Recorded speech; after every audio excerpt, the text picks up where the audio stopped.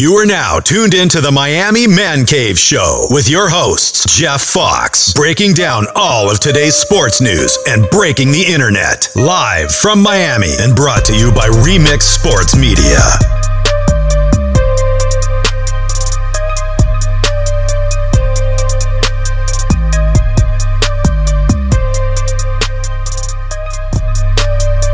Hey, it's Jeff Fox, the Miami Man Cave. We are here, man. The night is a special night. It is the captain, the OG. You know who I'm talking about, Udonis Haslem. And we're honoring him tonight, man. There's a lot of surprises about to go down. But the Miami Man Cave is here. And UD is in the Miami Man Cave. Jeff Fox, let's have some fun, baby. Put my right hand to God. Shine on these broads. Stay on my job. Grind with my squad, 100 racks on my core. No license at all, no 10 on that thing, nigga, cause that's how we ball. All you did. And rightfully so. Yes, sir. We know how important it is to culture. We know how important it is to 305. Right. Homegrown, right here from the crib, so. Tried to pay for it all, bring some yak on my plate. Garlic noodles and steak, bouncing out the ballet. With all these tats on my face, people looking like, hey, black niggas stay in your place. But it's some shit they gon' think, and it's some shit they gon' say. Hey, what's happening, everybody? This is your man, Jeff Fox, host of the Miami Man Cave Show. This is an incredible weekend. We are finally saying goodbye to one of the Miami legends, the UD, the captain. Let's take it over. All right, it's your man, Jeff Fox. Welcome to the Miami Man Cave Show. We wanted to bring the OG to the Man Cave. We had to bring the Man Cave to you. Welcome, man. Welcome. Guys, thanks for the invitation. Yes, sir. We got a job for you, by the way. I told you earlier, we got a job for you. That's respect, man, because I personally know you can't just invite anybody into your man That's cave. it. You can't invite anybody into There your man are rules to a Man Cave. Yes, so the fact that you got a job for me in your man cave. Yes, sir. It's respect, brother. No doubt, no doubt. I wanted to ask you this question, man, because you're the OG. Everybody in Miami connects with you. I'm in the club DJing last night, right? I shout you out. You're not there, but I shout you out in the club. The whole fucking club goes crazy. That's love. How you get that connection with the hood, with the streets, with everybody? Real What's that about? Real is rare, man. Especially nowadays. Real Come on, UD, tell me the secret, man. It's rare, man. I mean, I just stayed 10 toes down no matter what, man. And I mean, I think a lot of times when you're in this situation, man, you evolve and you grow, but you tend to lose yourself, man. But I've evolved and I've grown, but I've still been able to maintain that level of realness and that thing that makes me unique.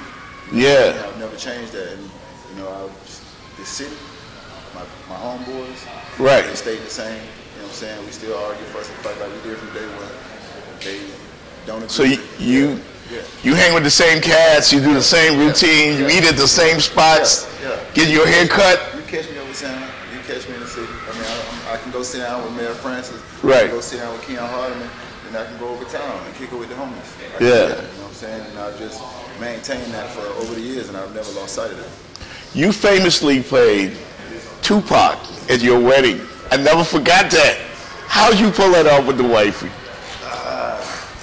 It was give and a take. You want that dress? Yeah. You want that $20,000 dress? Let me get this music. Right. The person that I'm paying the money for the dress ain't even give me a cigar or nothing. I told my wife, we had a conversation. I said, listen, for all the money I pay for this dress, the least they can send us is a cigar, a Right. thank you note, Right. a gift card, or something like that. So I ain't get none of that. So I got my music. I got my pop. Remember which joint you was rocking to, or was just like a gangster party, baby. gangster party, OG party? Nice, man. I know exactly what it was. That was handpicked. Right. Yes, sir. You're known around the league, man, the same persona, tough guy, grounded, you know, real. Have you ever been afraid of anything? My pops.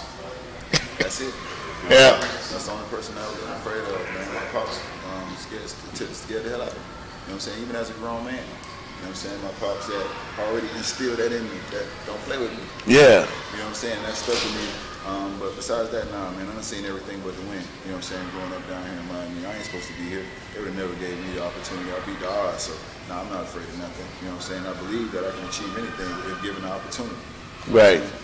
how did you avoid growing up the attraction of the other side? You know what I mean? Like, how was it your dad? There had to be some luck that come into play. Yeah. I didn't always make the right decisions, so there had to be some luck that came into play. So I was lucky sometimes, but I was also smart. You know what I'm saying? I knew what I wanted. You know what I mean? And I knew where I was trying to go. I didn't necessarily know what I had to do to get there, but that's when the right people came into my life.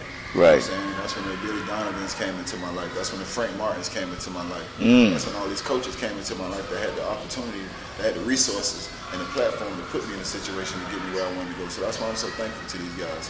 You know, a guy like Frank Martin, you know what I'm saying, when you got a bunch of guys from Liberty City over town, you know what I mean, that's not only a basketball coach, you like a mentor, you like a father figure to a lot of us. You know what I'm saying? And then to get to Gainesville and to be there with Billy, you know what I'm saying, which is a whole another, you know, couple worms. I mean, you're talking about Liberty City and you're talking about Gainesville, Florida. Right. Two different worlds. Man. Yeah. You know what I mean? So I've been thankful to have some angels along my way too.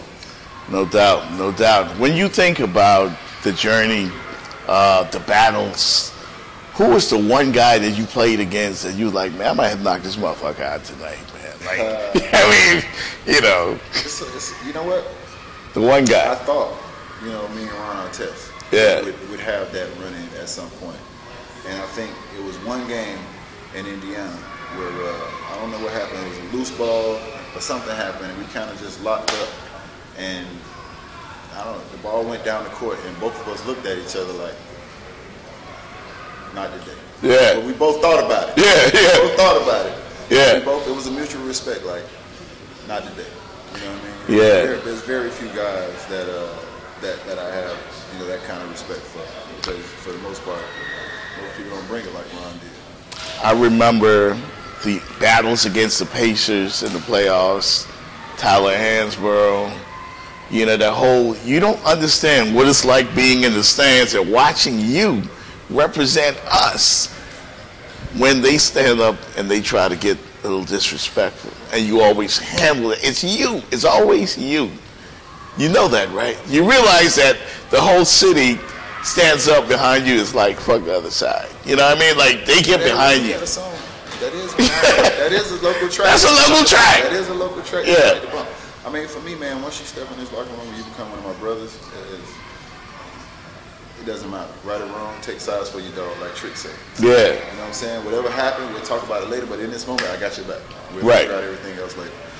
So at that moment, man, like I said, I got hit in Indiana.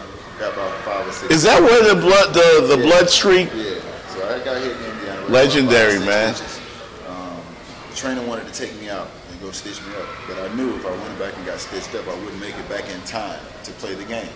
Mm-hmm. So put a Band-Aid. We got to go. We don't have time for this. Now I got hit by Louis Munson. The very next game, Dwayne gets hit by Tyler Hansborough. Right. So when Tyler Hansborough hits Dwayne, I watched Louis Munson, who hit me, and Tyler Hansborough, who hit Dwayne, give each other 5. Ah, okay. Now at that moment the decision was made, somebody get fucked up. Right. It's like, you know what I'm saying? Because now it's like, I don't think this is in the context of the game. You know what I'm saying? This is something else. Right. You know what I'm saying? And like, I'm on that. I'm on that all day, every day. So I did what I had to do. And it let me know where they was at too, because once I did that, nobody on their team came and stood up or even came over there like to retaliate or even. So now I knew. I think you have that Mike Tyson factor. I think before they even stepped to you, OG, for real, like. I don't bother nobody, man. That's what people know. I don't bother nobody. I mean, if you don't like me, if you got a problem with me, it's probably something wrong with you. No doubt. I don't bother nobody. No doubt, man. This doesn't feel like goodbye, though. It doesn't.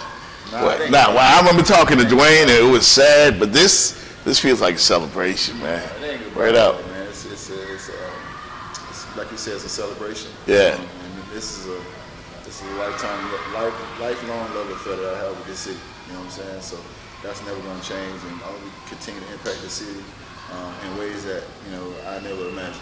The captain, OG, Udonis Haslem. Thank you, man. Appreciate you.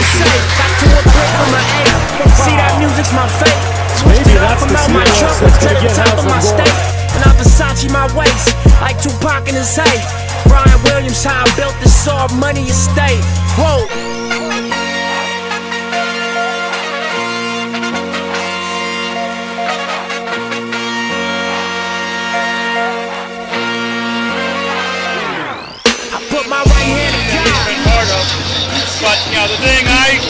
I remember, and I appreciate the most of UD, Right. is him as a player. It's incredible the leadership he's been able to do, and be able to bring the team that's terrific, and I'm glad we've been able to have him now for 20 years. Yep. But I know UD the player, Yep. and what he's meant, and being a part of our success, you know, and why being one of the really great players, in addition to one of the really great people we've ever been around. I think a fitting tribute would be to say that UD is Heat culture. He is Heat culture. No question, no question. He has taken, what Zoe and he have, passed down to him, and what he has taken with it, and exemplified it. He also was, really the first of the generation born in Miami, Yes. Heat fans, Yeah. who grew up as sort of a Heat fan. And Yep. had a chance to become a Heat player, and really the first kind of homegrown Miami player, Yeah. Miami person, to become part of that too. So, Yeah, man. He's been Heat culture before it was Hotel Heat culture. Before it was, right? Right. Hey, it's a pleasure, man. Good luck in the playoffs, all right?